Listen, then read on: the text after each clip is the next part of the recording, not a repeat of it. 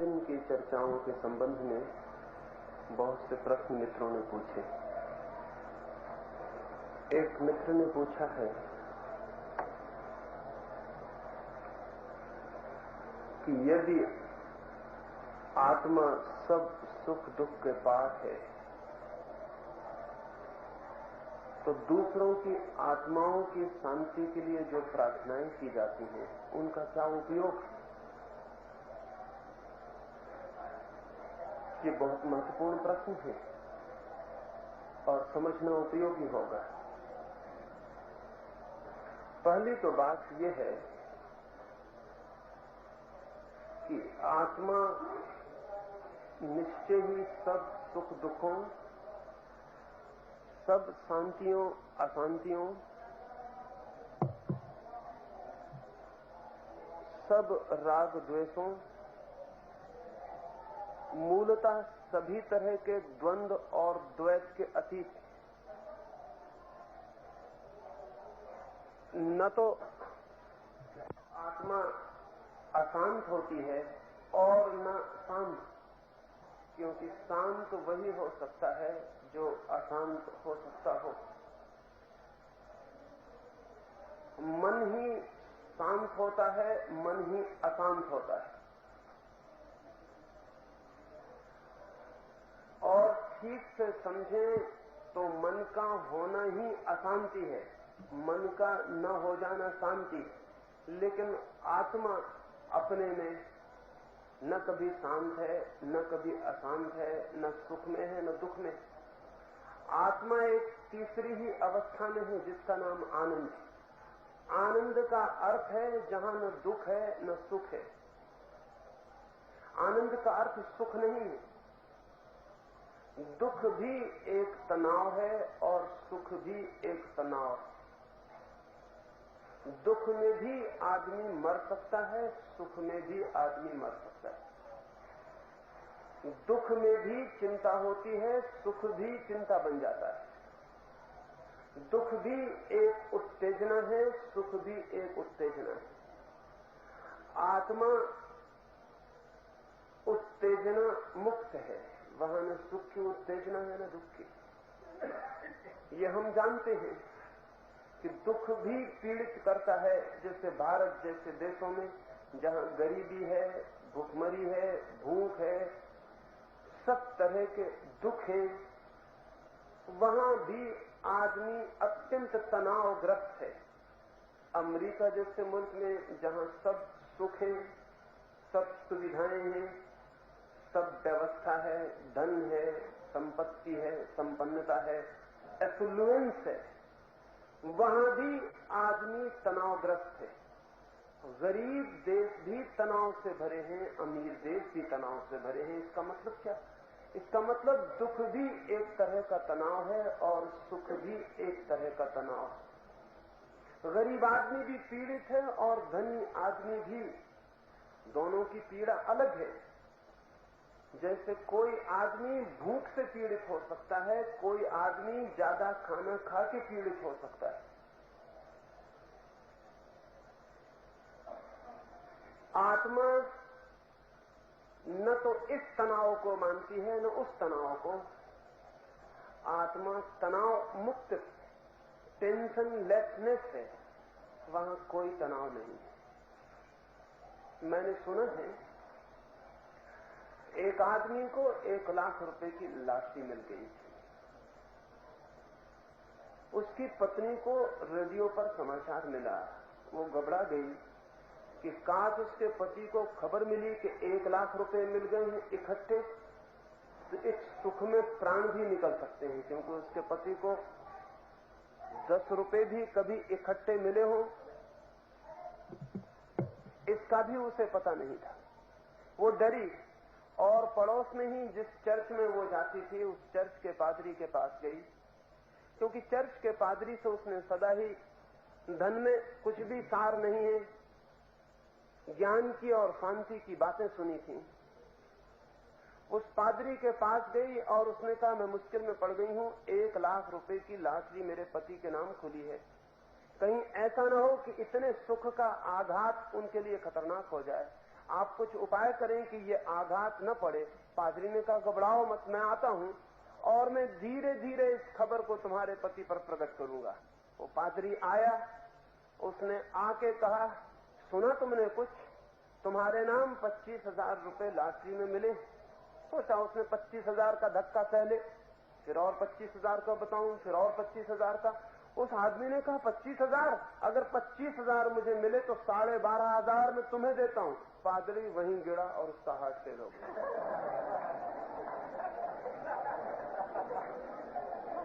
12,500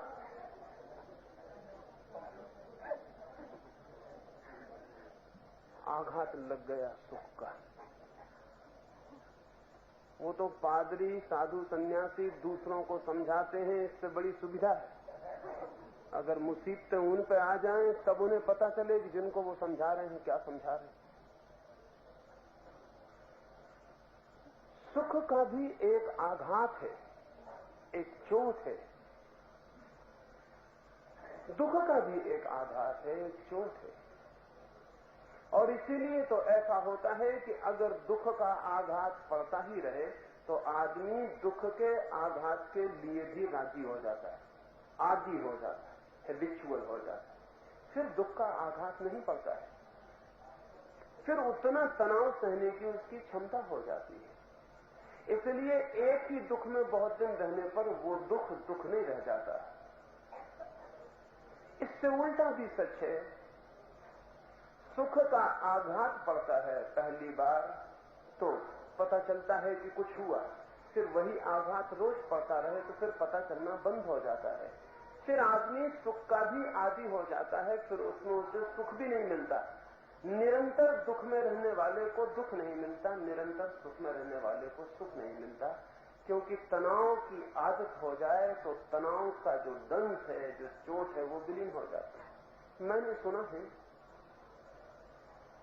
एक मछुआ राजधानी में मछलियां बेचने आया। उसने मछलियां बेच दी और मछलियां बेच के वापस लौटता है तो सोचा राजधानी घूम लूं।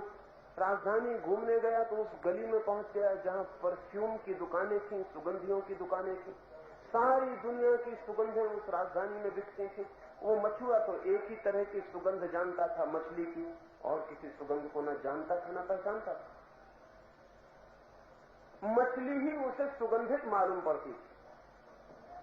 सुगंधियों के बाजार में भीतर घुसा तो उसने नाक पर रुमाल रख लिया। उसने कहा कैसे पागल लोग हैं, कितनी दुर्गंध फैला रखी। जैसे जैसे भीतर घुसा उसके प्राण तड़पने लगे, क्योंकि अपरिचित सुगंधियां उसके प्राणों को छेदने लगी, बहुत आघात करने लगी। आखिर वो घबरा गया, भागा, लेकिन जितना भागा अंदर और बड़ी दुकानें थी। उसे क्या पता, वो सोचा बाजार के बाहर निकल जाऊंगा। वो और बाजार के मध्य पहुंच गया। वहां तो वे दुकानें थी जहां दुनिया के सम्राट सुगंधियां खरीदते थे। वहां सुगंधियों की चोट से वो बेहोश होकर गिर पड़ा। दुकानदार दौड़े और दुकानदारों को पता था कि कोई आदमी बेहोश हो तो 30 सुगंध सुंघाने से होश में आ सकता है। तो वो बेचारे अपनी तिजोरियां खोल के जो सुगंधियां सम्राटों को नहीं मिलती वो निकाल के लाए कि गरीब आदमी होश में आ जाए। वे सुगंधियां उसे सुंघाते हैं, वो बेहोशी में हाथ पैर पटकता है, सिर पटकता है, उसके तो और प्राण निकलने लगे। भीड़ इकट्ठी हो गई। एक आदमी जो कभी मछुआ रह चुका था उसने लोगों से कहा, मित्रों तुम उसकी जान ले लोगे, तुम सेवा कर रहे हो, सोचते हो तुम उसके हत्यारे हो। अक्सर सेवक हत्यारे सिद्ध होते, मौका भर मिल जाए सेवकों को। हटो, तुम उसकी जान ले लोगे। मैं जहां तक समझता हूं तुम्हारी सुगंधियों से ही वो बेहोश। उन सुगंधियों के व्यापारियों ने कहा पागल हो गए, उस सुगंधियों से कभी किसी को बेहोश होते सुना? आदमी दुर्गंध से बेहोश हो सकता है, सुगंध से। उस मछुए ने कहा तुम्हें पता नहीं, ऐसी सुगंधें भी हैं जिनको तुम दुर्गंध कहोगे, और ऐसी दुर्गंधें भी हैं जिनको कोई सुगंध कहने वाला मिल सकता है। ये सिर्फ आदत की बात। लोगों को हटाया। वो मछुआ जो गिरा पड़ा है उसकी टोकरी गिरी पड़ी है, कपड़ा गिरा पड़ा है, गंदा कपड़ा, गंदी टोकरी जिसमें वो मछलियां बेचने लाया था, उनमें अब भी मछली की बात आ रही है। उस दूसरे आदमी ने पानी छिड़का और वो गंदे कपड़े और टोकरी को बेहोश मछुए की नाक पर रख दिया। उसने गहरी सांस ली, जैसे प्राण आ गए, आंख खोली और उसने कहा दिस इज रियल परफ्यूम, ये है असली सुगंध। ये दुष्ट मेरी जान लिए लेते थे, क्या हो गया उस आदमी को? दुर्गंध की आदत हो जाए तो वही सुगंध हो जाती है। इसीलिए तो भंगी और चम्हार थोड़ी विद्रोह कर रहे थे अपनी स्थिति से छूटने का, वे कभी ना करते। वे आदी हो गए थे उसका ही। हिंदुस्तान में सूत्र कितने दिनों से है, हजारों वर्षों से करोड़ों लोगों के साथ हिंदुस्तान हद दुष्टता का व्यवहार कर रहा है और धार्मिक भी बना हुआ है, पुण्य भूमि भी बनी हुई है, और करोड़ों लोगों के साथ ऐसा दुर्व्यवहार हो रहा है जैसा पृथ्वी पर कहीं भी कभी भी नहीं हुआ है। लेकिन शूद्रों ने कोई बगावत नहीं की। क्यों? क्योंकि शूद्र आदी हो गए, वो दुख ही उनके लिए आदत का हिस्सा हो गया। बगावत आई है तो उन घरों से आई है जो शूद्र नहीं थे, क्योंकि उनको ये दिखाई पड़ा कि एक आदमी पाखाना धो रहा है सुबह से सांझ तक। उनको पीड़ा मालूम पड़ी, क्योंकि अगर उनको दिन भर पाखाना धोना पड़े तो कल्पना से बाहर है, वो मर जाना पसंद करेंगे बजाय पाखाना धोने। लेकिन उनको पता ही नहीं कि जो धो रहा है उसे कुछ भी पता नहीं। इसलिए शूद्रों के भीतर से बगावत न आई। बगावत आई तो ब्राह्मण और वैश्यों क्षत्रियों के बेटों से आई। उनको ये बात दुखी कि ये नहीं होना चाहिए। ये जान के आप हैरान होंगे कि दुनिया में दीन दलित कभी भी विद्रोह नहीं करते।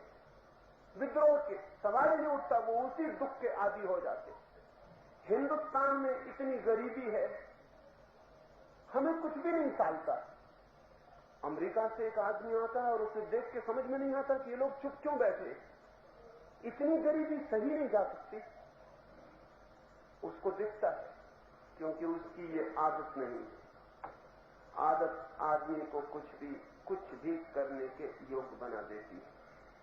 तनाव दो तरह के हैं, सुख के दुख के, दोनों तनाव हैं, और इन दोनों से जो ऊपर उठ जाए वो आत्मा को अनुभव कर पाता है। इसे थोड़ा समझ लें, फिर दूसरी बात हम समझें।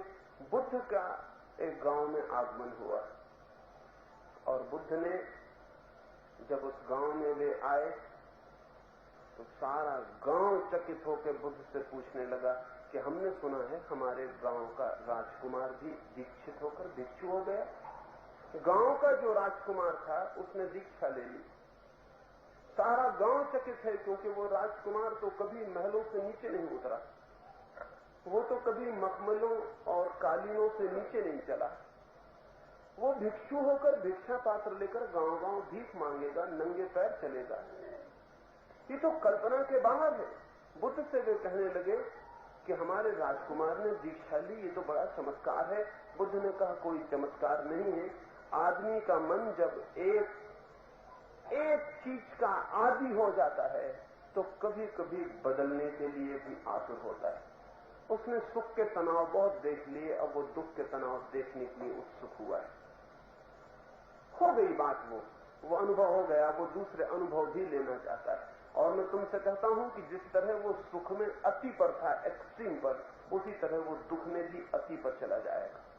और यही हुआ। 6 महीने के भीतर वो राजकुमार सभी भिक्षुओं से आगे निकल गया अपने को दुख देने में। दूसरे भिक्षु राजपथ पर चलते तो वो पगडंडियों पर चलता जिन पर कांटे होते। दूसरे भिक्षु दिन में एक बार भोजन करते तो वो 2 दिन में एक बार भोजन करता। दूसरे भिक्षु छाया में बैठते तो वो भरी दोपहरी में धूप में खड़ा रहता। उसके पैर छिद गए कांटों से, उसका शरीर सूखकर काला पड़ गया। उसे 6 महीने बाद पहचानना मुश्किल था। उसकी बड़ी सुंदर देह थी, बड़ी कंचन काया थी। दूर दूर से देखने लोग उसकी देह को भी आते थे। उस देह को अब कोई देख के विश्वास भी न करता कि ये वही राजकुमार। 6 महीने बाद बुद्ध उसके पास गए। वो कांटे बिछाए, पत्थर डाले, उन पर लेटा हुआ था। ये उनका विश्राम करने का ढंग था। बुद्ध ने उससे कहा कि श्रोण, उसका नाम था श्रोण, मैं तुझसे एक बात पूछने आया हूं। मैंने सुना है कि तू जब राजकुमार था तो तू वीणा बजाने में बहुत कुशल था। क्या मैं तुझसे कुछ पूछूं तो उत्तर देगा? उसने कहा कि हाँ, निश्चित ही। लोग कहते थे कि मुझसे अच्छा वीणा बजाने वाला कोई भी नहीं है। तो बुद्ध ने कहा कि मैं ये पूछता हूं कि अगर वीणा के तार बहुत ढीले हों तो उन तारों से संगीत पैदा होता है? उस श्रोण ने कहा कैसे होगा प्रभु, तार ढीले होंगे तो उन पर टंकार ही नहीं हो सकती, संगीत कैसे पैदा होगा? बुद्ध ने कहा क्या फिर यह हो सकता है कि तार बहुत कसे हो तो संगीत पैदा हो? तो श्रोण ने कहा तार बहुत कसे होंगे तो टूट जाएंगे, तब भी संगीत पैदा नहीं होता है। तो बुद्ध ने कहा संगीत कब पैदा होता है? उस श्रोण कहने लगा शायद आप समझें या न समझें, लेकिन जो जानते हैं संगीत के जन्म को वो कहेंगे तारों की एक ऐसी अवस्था भी है जब उन्हें न तो कहा जा सकता कि वे ढीले हैं और न कहा जा सकता कि वे कसे हैं। कसे होने और ढीले होने के बीच में भी एक बिंदु है। उस समय तार कसे होने ढीले होने दोनों के पार होता है, दोनों के अतीत होता है। उसी क्षण संगीत का जन्म होता है जब तार न कसा होता न ढीला होता। बुद्ध ने कहा यही मैं पूछने आया था और यही कहने भी कि जो वीणा से संगीत के पैदा होने का नियम है वही जीवन वीणा से संगीत पैदा होने का नियम भी है। जीवन वीणा की भी एक ऐसी अवस्था है जब न तो उत्तेजना इस तरफ होती न उस तरफ, न खिंचाव इस तरफ होता न उस तरफ, और तार मध्य में होते हैं, तब न दुख होता न सुख होता, क्योंकि सुख एक खिंचाव है, दुख एक खिंचाव है, और तार जीवन के मध्य में होते हैं, सुख और दुख दोनों के पार होते हैं। वही वो जाना जाता है जो आत्मा है, जो जीवन है, जो आनंद है। आत्मा तो निश्चित ही दोनों के अतीत है, और जब तक हम दोनों के अतीत आंख को नहीं ले जाते तब तक आत्मा का हमें कोई अनुभव नहीं होगा। और उन मित्र ने पूछा है कि फिर दूसरों की आत्मा के लिए प्रार्थना करने का कि उन्हें शांति मिले क्या प्रयोजन? प्रयोजन है, लेकिन जो लोग समझते हैं वो प्रयोजन नहीं है, कोई दूसरा ही प्रयोजन है। जब हम प्रार्थना करते हैं कि दूसरे की आत्मा को शांति मिले, तो हमारी प्रार्थना से दूसरे की आत्मा को शांति नहीं मिल सकती है। लेकिन जब हम प्रार्थनापूर्ण होते हैं कि दूसरे की आत्मा को शांति मिले, तो हमारी आत्मा शांत होती है। जब मैं किसी दूसरे को कष्ट देने की कामना और विचार करता हूं, तो दूसरे को कष्ट पहुंचेगा ये जरूरी नहीं है, लेकिन दूसरे को कष्ट देने की कामना करने वाला व्यक्ति अपने भीतर न मालूम कितने कष्टों के बीज बो लेता है। दूसरे को दुख देने की कामना करने वाला व्यक्ति अपने भीतर दुख की संभावना निर्मित कर लेता है। हम दूसरे के लिए जो चाहते हैं जाने अनजाने वही हमारे लिए हो जाता है। तो जब हम कहते हैं दूसरे के लिए प्रार्थना करो कि शांति मिले, तो इसके कई अर्थ हुए। एक तो जो व्यक्ति दूसरे की आत्मा की शांति के लिए प्रार्थना करता है वो दूसरे की अशांति के लिए उपाय नहीं कर सकता, और अगर करता हो तो बेईमान, क्योंकि दूसरे की आत्मा की शांति के लिए प्रार्थना और अशांति के लिए उपाय, यह आदमी तो बहुत बेईमान है। ख्याल यह है कि जो आदमी दूसरे की आत्मा की शांति के लिए प्रार्थना करेगा वो धीरे धीरे दूसरे की अशांति के उपाय करना बंद करेगा।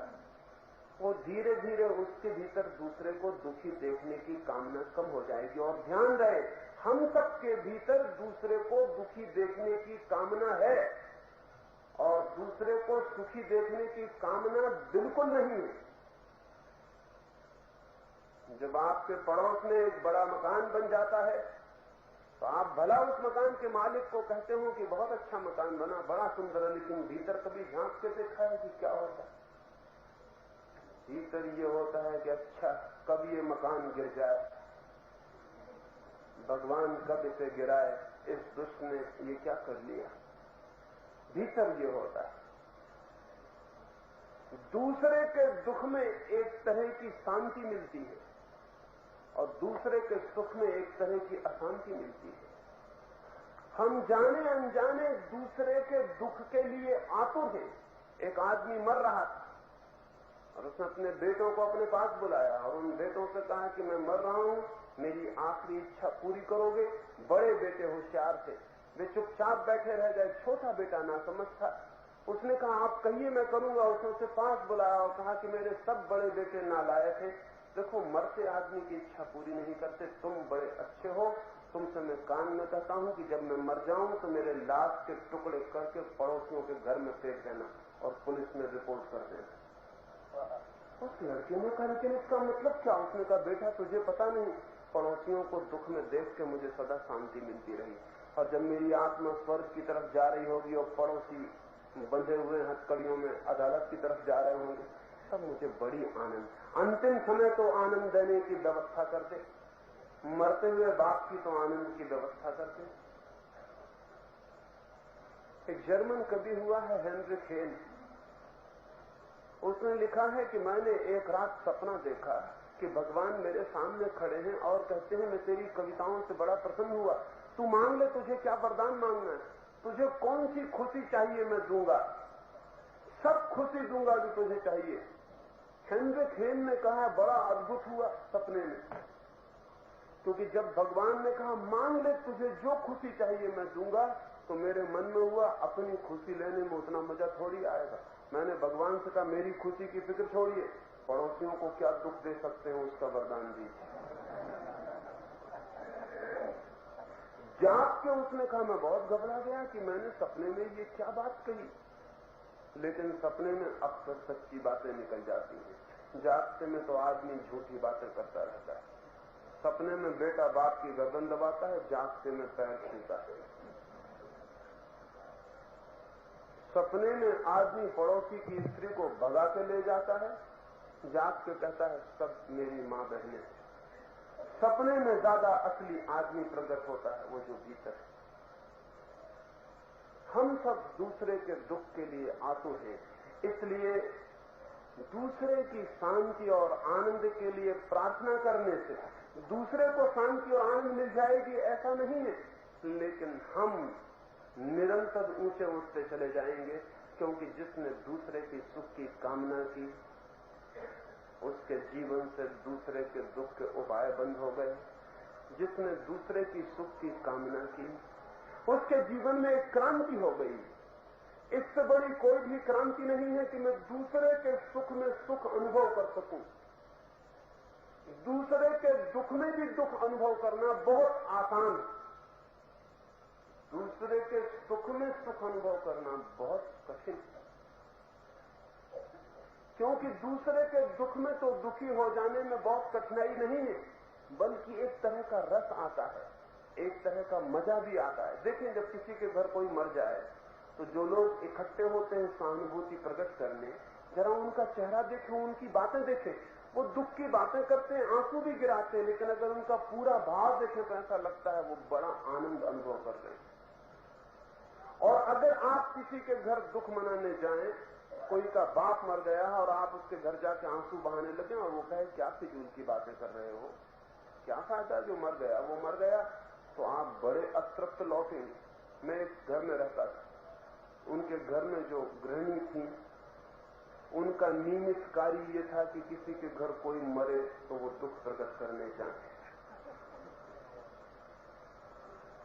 मैंने उनसे पूछा कि तुम मुझे सच बताओ, जब तुम दुख प्रकट करने जाती हो और अगर उस घर में तुम पाओ कि कोई तुम्हारे दुख का कोई मूल्य नहीं कर रहा, तो तुम्हें कुछ अच्छा लगता है कि बुरा? उन्होंने कहा बुरा लगता है। बड़ा हैरानी होती है कि हम तो इतना दुख प्रकट करने आए हैं और घर के लोग कोई फिक्र ही नहीं कर रहे।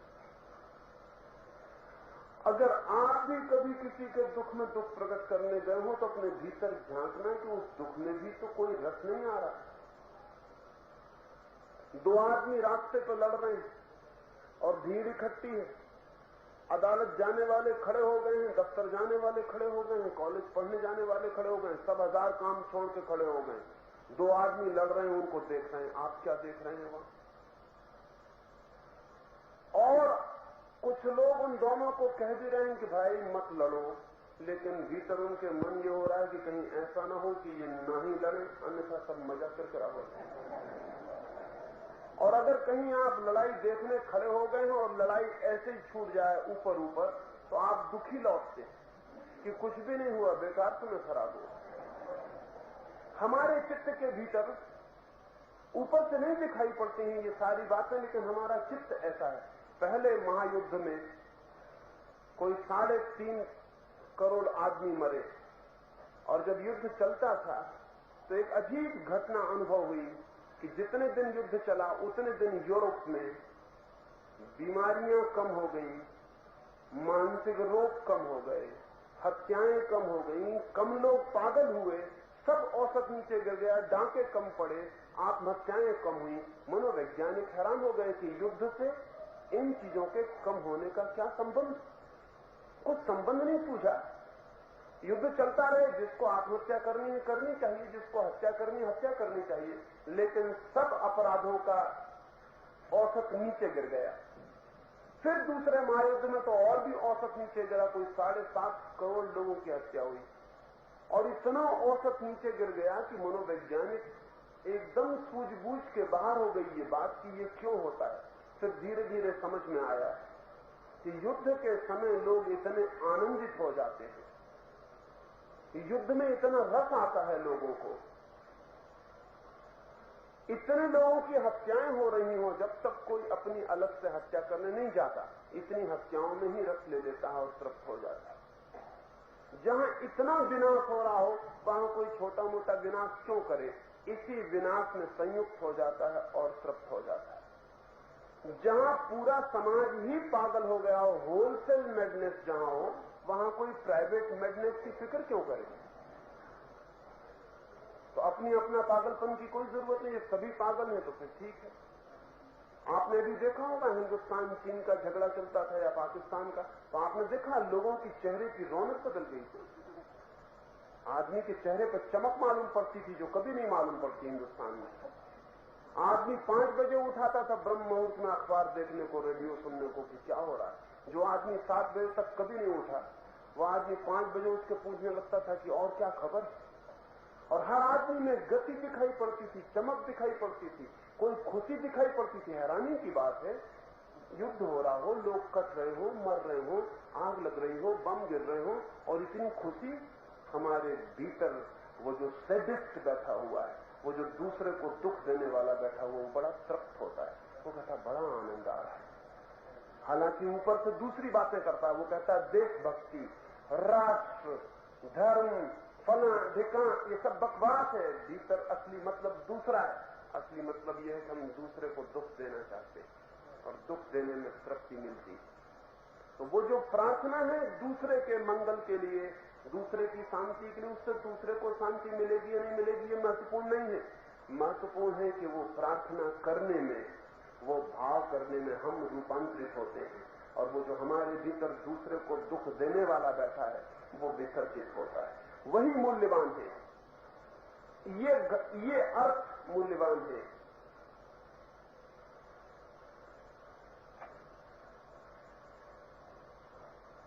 किसी और ने पूछा है कि भारत के चेहरे पर, भारत के युवकों के चेहरे पर न तेज है, न रौनक है, न चमक है, न ओज है। तो इसका कारण निश्चित यह है कि भारत में ब्रह्मचर्य खंडित हुआ है। तो आप ब्रह्मचर्य के लिए कुछ समझाइए। तो मैं 2-3 बातें कहना चाहूंगा। पहली तो बात ये, अमेरिका के लड़के की आंख पर ज्यादा रौनक है, ब्रह्मचर्य ज्यादा है आपसे। इंग्लैंड के बच्चों की आंखों में तेज ज्यादा है, ओज ज्यादा है। रूस के बच्चों में जो ताजगी दिखाई पड़ती है वो कहीं दुनिया में दिखाई नहीं पड़ती। आपसे ज्यादा ब्रह्मचर्य है वहां, ब्रह्मचर्य का कोई सवाल नहीं। पहली बात। और मजे की बात है कि ब्रह्मचर्य की शिक्षा जितनी दी गई है इस मुल्क में, उसका उतना ही दुष्परिणाम हुआ है, उसका फायदा नहीं हुआ, नुकसान हुआ है। सच्चाई ये है कि ब्रह्मचर्य की शिक्षा से जितना ओज नष्ट होता है उसका हिसाब लगाना मुश्किल।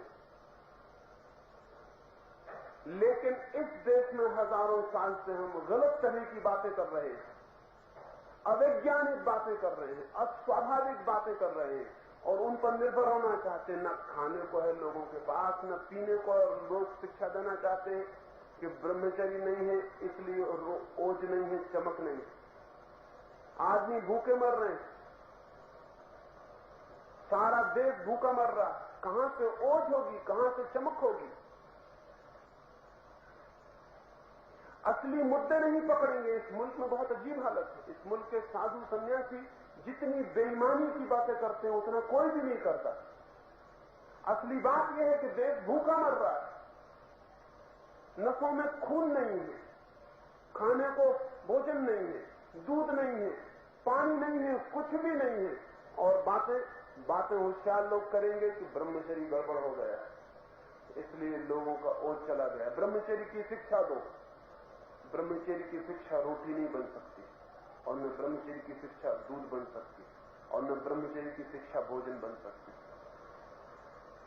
और ये जान के आप हैरान होंगे, जितना कमजोर शरीर होगा उतना अब्रह्मचारी होगा,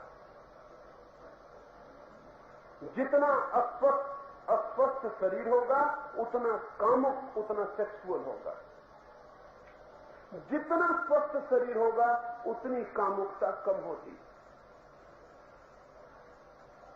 इसलिए तो गरीब ज्यादा बच्चे पैदा करते हैं और अमीर कम बच्चे पैदा करते हैं। अक्सर तो होता है कि अमीरों को बच्चे उधार लेने पड़ते हैं और गरीब कतार लगाए चले जाते हैं। आप जानते हैं उसका कारण क्या है? जो मुल्क जितना अमीर हो जाएगा उस मुल्क में बच्चों की संख्या उतनी नीचे गिर जाती है। जैसे फ्रांस है, सुख में रह रहे हैं लोग।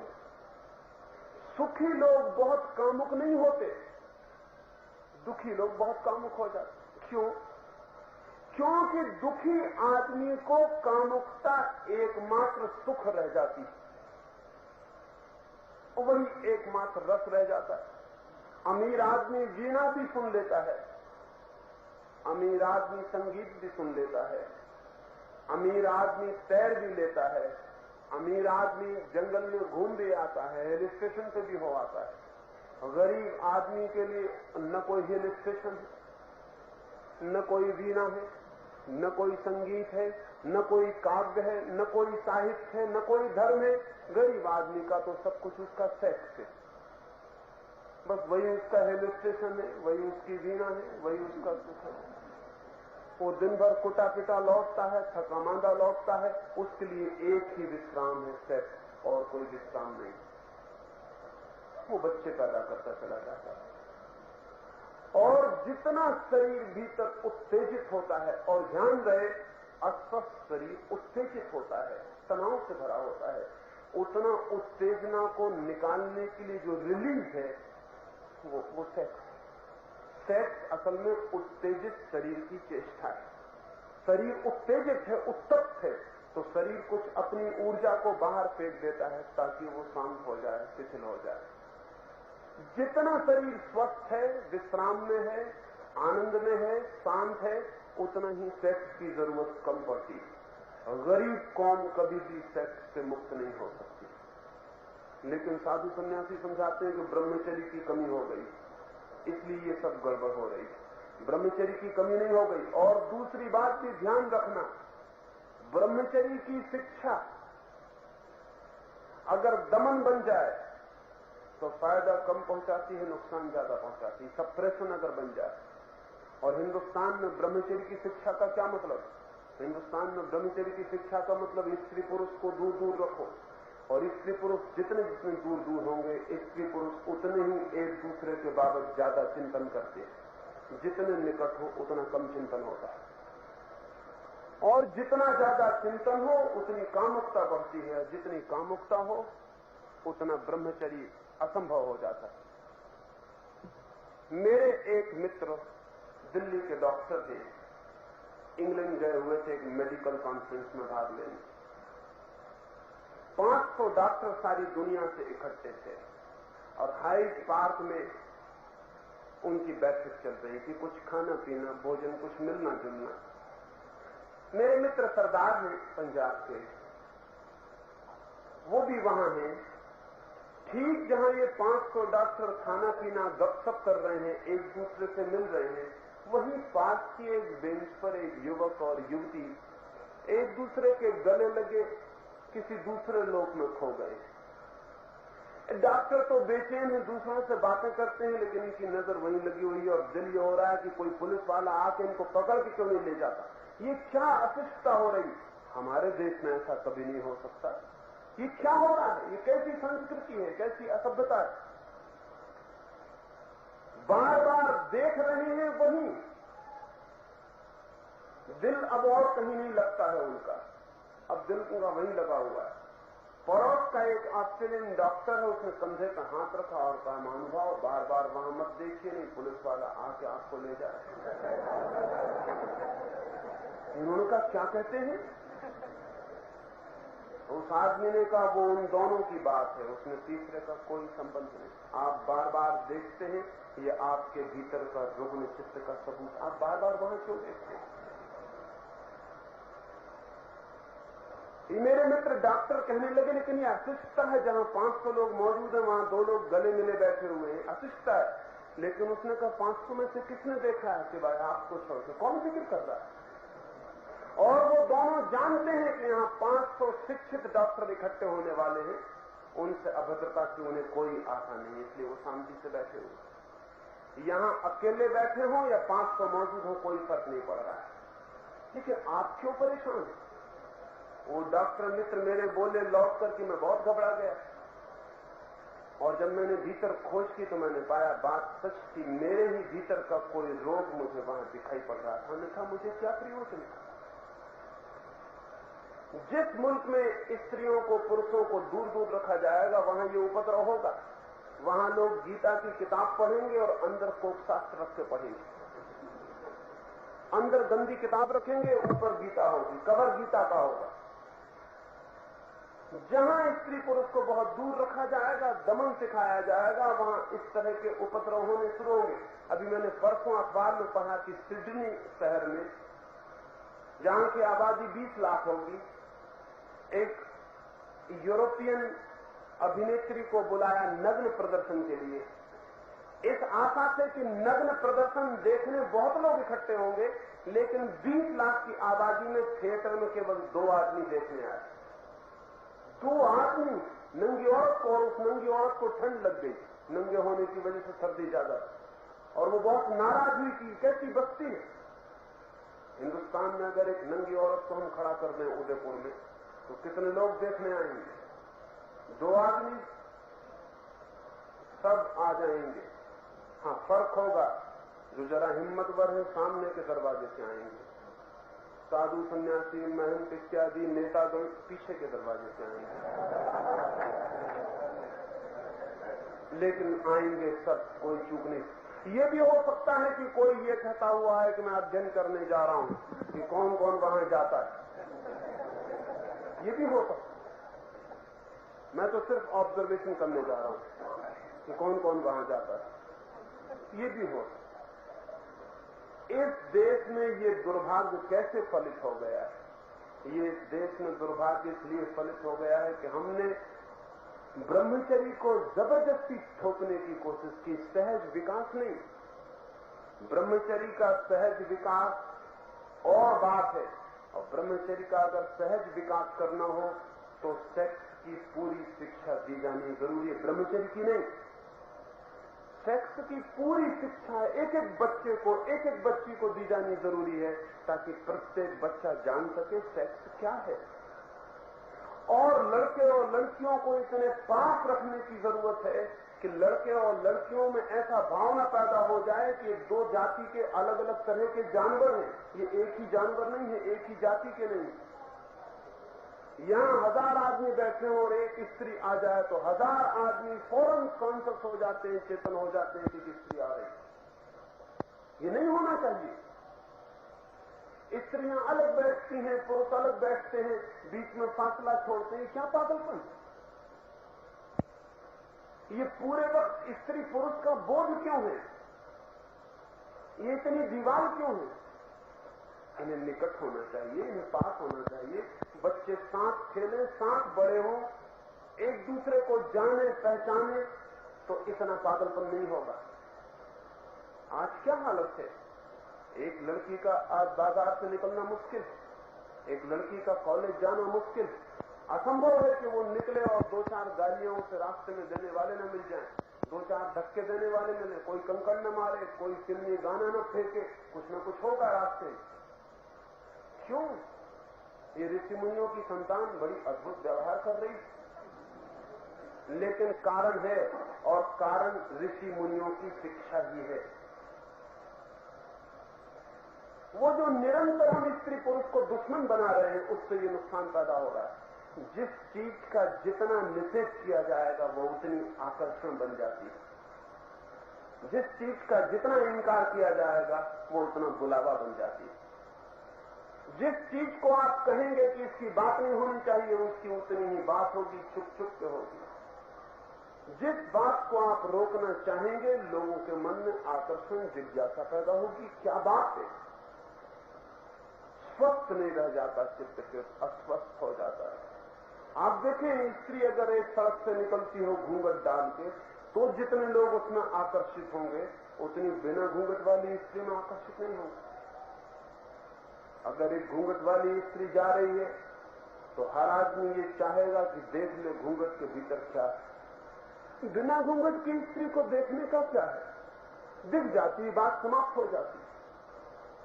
हम जितना छिपाते हैं उतनी कठिनाई शुरू होती है, जितनी कठिनाई शुरू होती है उतने गलत रास्ते शुरू होते और सारी चीजें विकृत हो जाती है। ब्रह्मचर्य अद्भुत है, ब्रह्मचर्य की शक्ति की कोई सीमा नहीं, ब्रह्मचर्य का आनंद अद्भुत है, लेकिन ब्रह्मचर्य उन्हें उपलब्ध होता है जो चित्त की सारी स्थितियों को समझते हैं, जानते हैं, पहचानते हैं और पहचानने के कारण उनसे मुक्त होते हैं। ब्रह्मचर्य उनको उपलब्ध नहीं होता जो कुछ भी नहीं समझते और चित्त को दबाते हैं, और दबाने के कारण भीतर बहुत भाप इकट्ठी हो जाती है, फिर वो भाप उल्टे रास्तों से निकलनी शुरू होती है। वो निकलती है, वो बच नहीं सकती। ब्रह्मचर्य तो अद्भुत है, लेकिन जो प्रयोग इस देश में किया गया उसने इस देश को ब्रह्मचारी नहीं बनाया, अति कामुक बनाया है। इस समय पृथ्वी पर हमसे ज्यादा कामुक कौन खोजना मुश्किल, एकदम असंभव है। लेकिन हम ब्रह्मचर्य की बातें दोहराए चले जाएंगे और सारा चित्त रोगग्रस्त होता चला जा रहा है। मैं कॉलेज में कुछ दिन तक था, एक दिन निकल रहा था और कॉलेज के प्रिंसिपल किसी लड़के को जोर से डांट रहे थे। मैं भीतर गया, मैंने पूछा क्या बात है, तो प्रिंसिपल खुश हुए, उन्होंने कहा आप बैठे, इसे थोड़ा समझाएं। इसने एक लड़की को प्रेम पत्र लिखा है। उस लड़के ने कहा मैंने कभी लिखा ही नहीं, किसी और ने मेरे नाम से लिख दिया होगा।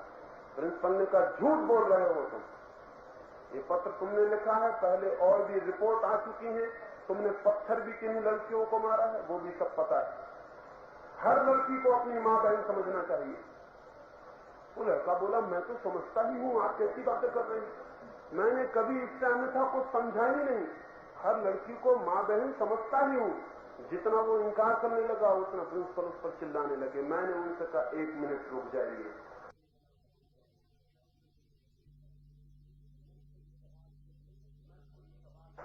मैं कुछ सवाल पूछूं?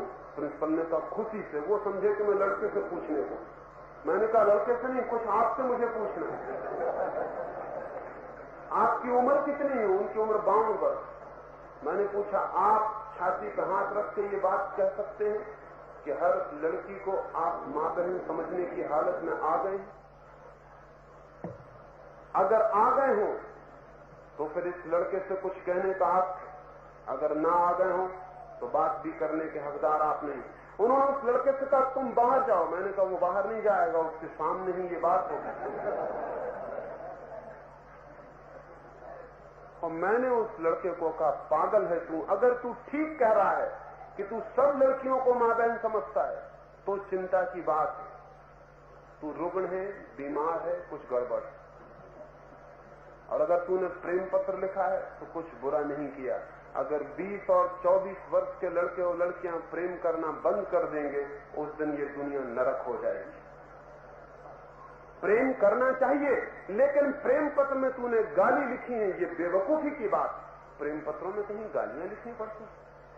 तो अगर मेरा बस चले तो मैं तुझे सिखाऊंगा कि कैसे प्रेम पत्र लिख। ये प्रेम पत्र गलत है, प्रेम पत्र लिखना गलत नहीं है, एकदम स्वाभाविक है। लेकिन जब अस्वाभाविक बात को अस्वाभाविक थोपा जाएगा और कहा जाएगा लड़कियों को मां बहन समझो, तो फिर इसका परिणाम उल्टा होगा। लड़का ऊपर से कहेगा हम मां बहन समझते हैं, और उसकी पूरी प्रकृति किसी लड़की को प्रेम करना चाहेगी। फिर वो एसिड फेंकेगा, पत्थर मारेगा, गालियां लिखेगा, बाथरूम में श्लोक लिखेगा, वो ये करेगा। फिर ये सब होगा और समाज गंदा होगा, श्रेष्ठ नहीं होगा। प्रेम की अपनी पवित्रता है, प्रेम से ज्यादा पवित्र और क्या है? लेकिन हमने स्त्री पुरुष को दूर करके प्रेम की पवित्रता भी नष्ट कर दी, उसको भी गंदगी बना दिया और धीरे धीरे हर स्वाभाविक चीज पर बाधा डाल के हर चीज को अस्वाभाविक अननेचुरल बना दिया। और तब जो परिणाम होने चाहिए वो हो रहे हैं। हिंदुस्तान तब तक ब्रह्मचर्य की दिशा में अग्रसर नहीं हो सकता जब तक काम और सेक्स को समझने की स्वस्थ और वैज्ञानिक दृष्टि पैदा नहीं होती। ये पागलपन बंद होना चाहिए जो हो रहा है, इस पर रुकावट लगनी चाहिए और गलत बातें सिखानी बंद करनी चाहिए। उनसे जो नुकसान हो रहा है उसका हिसाब लगाना मुश्किल है। आप कल्पना भी नहीं कर सकते कि हम कितना नुकसान अपने बच्चों को पहुंचा रहे हैं।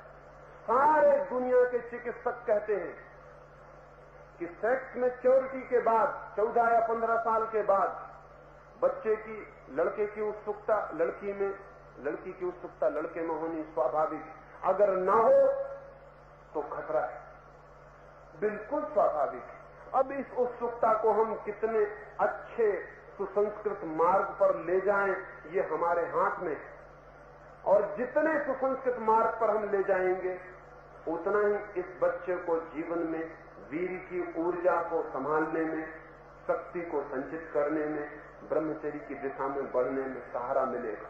लेकिन हम क्या कर रहे हैं, हम बीच में एकदम पत्थर की दीवार खड़ी कर देते और चोरी के सब रास्ते खोल देते। और बड़े मजे की बात, एक तरफ ब्रह्मचर्य की शिक्षा दिए चले जाते हैं और दूसरी तरफ पूरा समाज कामुकता का प्रचार करता चला जाता है। बच्चे 24 घंटे कामुकता के प्रचार से पीड़ित हैं और इधर से ब्रह्मचर्य की शिक्षा से भी पीड़ित हैं। दोनों विरोधी शिक्षाएं मिलकर उनके जीवन को बहुत संघातक स्थिति में डाल देती हैं। हिंदुस्तान के बच्चों में उतना ही ओझ है जितना दुनिया के किसी कौम के बच्चों में, लेकिन उस ओझ के कम होने में बड़ा कारण तो गरीबी, भोजन की कमी, और उससे भी बड़ा कारण हमारी अवैज्ञानिक दृष्टि है सेक्स के संबंध। ये दृष्टि अगर वैज्ञानिक हो तो हमारे बच्चे किसी भी कौम के बच्चों से ज्यादा ओजस्वी और तेजस्वी हो सकते हैं। लेकिन अत्यंत मंद बुद्धि साधु जो कुछ भी कहे चले जा रहे हैं, न जिन्हें बायोलॉजी का कुछ पता है, न फिजियोलॉजी का कुछ पता है, न जिन्हें शरीर का कुछ पता है, न जिन्हें वीरी के निर्माण का कोई पता है, न जिन्हें कुछ संबंध है, जो न मालूम क्या क्या फिजूल बातें मुझे समझाया चले जा रहे हैं। हिंदुस्तान के समझाने वाले समझाते हैं कि जैसे वीरी का कोई संचित कोष शरीर में रखा हुआ है कि अगर वो खर्च हो गया तो तुम मर जाओगे। वीरी का कोई संचित कोष नहीं है। वीर जितना खर्च होता है उतना पैदा होता है, इसलिए वीर के खर्च से कभी भी घबराने की कोई जरूरत नहीं है, कोई जरूरत ही नहीं है। विज्ञान तो ये कहता है, लेकिन इसका ये मतलब नहीं है कि कोई वीरी को ऐसे ही खर्च करता रहे। वीरी तो रोज निर्मित होता है, और जो ये कहा जाता है कि एक बूंद वीर की खो गई तो सारा जीवन नष्ट हो गया है, ऐसी बातें कहने वालों पर जुर्म लगने चाहिए और मुकदमे चलने चाहिए, क्योंकि ऐसी बात जो बच्चा पढ़ लेगा वो उसका अगर एक बूंद वीर खो गया तो वो सदा के लिए घबरा गया कि मैं मर गया। कोई नहीं मरता और न जीवन नष्ट होता है। और बड़े मजे की बात है, वीर तो शरीर का हिस्सा है, और आत्मवादी जब शरीर के हिस्सों को इतना महत्व देते हो तो समझ में आता है वो कितने शरीरवादी होंगे। इतना मूल्य नहीं है कुछ। और ध्यान रहे, वीरी के खर्च से नुकसान नहीं होता, नुकसान इस बात से होता है कि वीर खर्च हो गया तो नुकसान हो जाएगा। ये मानसिक भाव विकृत करता है और नुकसान पहुंचाता है।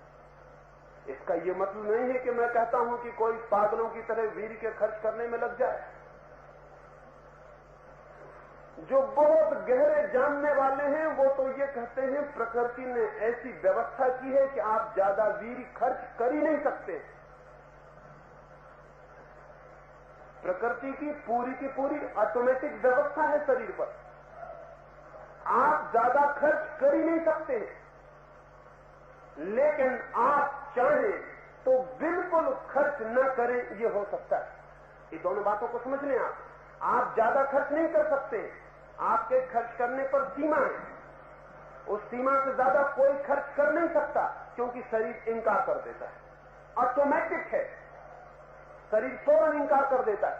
जितना शरीर खर्च कर सकता है उससे ज्यादा खर्च करने से फौरन इंकार कर देता है। लेकिन आप चाहें तो बिल्कुल खर्च न करें, ये हो सकता है।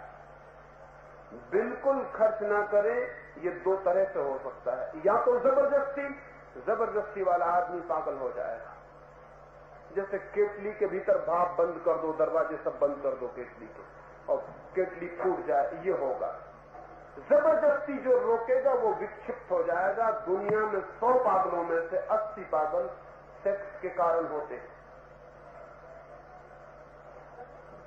एक दूसरा रास्ता भी है, सारा ध्यान मनुष्य का नीचे न जाके ऊपर की तरफ चला जाए। ध्यान ऊपर की तरफ चला जाए। ध्यान परमात्मा की खोज में, सत्य की खोज में संलग्न हो जाए। ध्यान वहां चला जाए जहां सेक्स में मिलने वाले सुख से करोड़ गुना आनंद मिलना शुरू हो जाता है। अगर ध्यान वहां चला जाए तो सेक्स की सारी शक्ति का ऊर्ध्वगमन शुरू हो जाता है। उस आदमी को पता ही नहीं चलता कि सेक्स जैसी कोई चीज भी खींचती है, पता ही नहीं चलता। सेक्स उसके रास्ते पर खड़ा ही नहीं होता।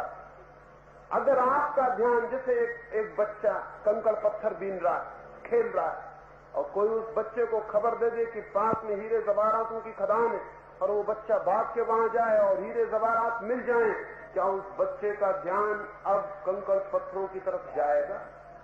गई वो बात, उसकी सारी शक्ति अब हीरे जवाहरात बीनेगी। आदमी जब तक परमात्मा की दिशा में गतिमान न हो जाए तब तक अनिवार्य रूप से सेक्स की दिशा में उसका आकर्षण होता है। वो जैसे ही परमात्मा की तरफ गतिमान हो जाए वैसे ही सारी शक्तियां एक नई यात्रा पर निकल जाती हैं। ब्रह्मचर्य का मतलब आप समझते हैं क्या होता है? ब्रह्मचर्य का अर्थ है ईश्वर जैसा जीवन। ब्रह्मचर्य का अर्थ सेक्स से तो कुछ जुड़े हुआ नहीं, उसका अर्थ है ईश्वर जैसा जीवन, ब्रह्म जैसी चर्या। उससे कोई संबंध ही नहीं है वीरी वगैरह। ईश्वर जैसी चर्या कैसे होगी? जब ईश्वर की तरफ बहती हुई चेतना होगी तब चर्या धीरे धीरे ईश्वर जैसी होती चली जाएगी। और जब चित्त ऊपर जाता है तो नीचे की तरफ नहीं जाता है, फिर नीचे की तरफ जाना बंद हो जाता है। अगर मैं यहां बोल रहा हूं और पास में ही कोई वीणा बजाने लगे तो आपके सारे चित्त अचानक वीणा की तरफ चले जाएंगे। आपको ले जाना नहीं पड़ेगा, वो चले जाएंगे। आप एक क्षण में पाएंगे कि मुझे सुनना भूल गए हैं और वीणा सुन रहे। जब भीतर आत्मा की वीणा बजने लगती है तो ध्यान शरीर से हटकर आत्मा की तरफ चला जाता है, और तब जो फलित होता है वो ब्रह्मचर्य है। उस ब्रह्मचर्य का अद्भुत आनंद है, उस ब्रह्मचर्य की अद्भुत शांति है, उस ब्रह्मचर्य का रहस्य बहुत अद्भुत है। लेकिन वो सप्रेस करने वाले और दमन करने वाले लोगों को उपलब्ध नहीं होता। इसलिए आप कहते तो हैं हम सारे लोग कि हमारे युवकों के चेहरे कमजोर हैं, आंखों में ज्योति नहीं, पर हमारे साधुओं की कतार खड़ी करके देखिए तो उन पर तो ज्योति होनी चाहिए, तो वो हमसे ज्यादा बीमार और ज्वरग्रस्त मालूम होते। उनकी हालत हमसे बुरी है, लेकिन हम कहेंगे वो त्याग तपस्या कर रहे हैं, इसलिए ये हालत। ये जो हालत है बेरौनकी की, इसके पीछे दरिद्रता, दीनता, भूखमरी कारण, और ये जो अश्लीलता और कामुकता की स्थिति है, इसके पीछे ब्रह्मचर्य की गलत दिशा और शिक्षा, दमन की शिक्षा। कुछ और प्रश्न रह गए? वो संध्या की चर्चा में मैं आपसे बात करूंगा। मेरी बातों को इतनी शांति और प्रेम से सुना, उससे बहुत अनुग्रहित हूँ और अंत में सबके भीतर बैठे परमात्मा को प्रणाम करता हूँ। मेरे प्रणाम स्वीकार।